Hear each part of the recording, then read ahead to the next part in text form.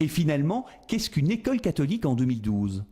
Eh bien, je pense qu'une école catholique du XXIe siècle en Belgique, elle ne se caractérise pas par le fait qu'il y a des crucifix dans les classes ou qu'il y a des messes régulièrement ou des prières.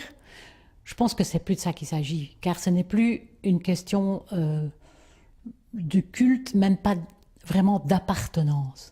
C'est une question, je pense, de style. Et je dirais que l'école chrétienne peut-être se caractérise par un style de vie qui est, c'est un idéal bien sûr, mais qui est un style de vie qui s'inspire de l'Évangile.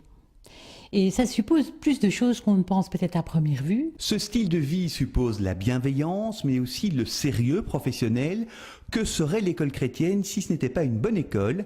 Il suppose le souci de la célébration, de l'attention à l'invisible dont les jeunes sont demandeurs, et la culture du débat. Le débat bien éclairé, mais debout.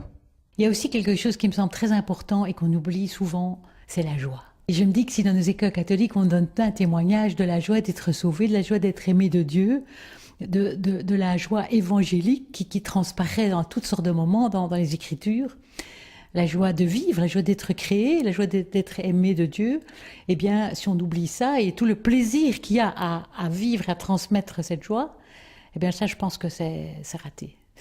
Bon, il y a d'autres choses, parce que cette joie, c'est pas une joie béate. Ça implique aussi, je pense, beaucoup de fermeté par rapport à tout ce qui déshumanise. C'est un idéal, bien sûr, parce que il y a beaucoup de résistance à cela. C'est pas évident dans notre monde actuel. Mais au moins, on peut pas renoncer à y tendre. Et on sait aussi qu'on n'est pas les seuls à tendre à ça.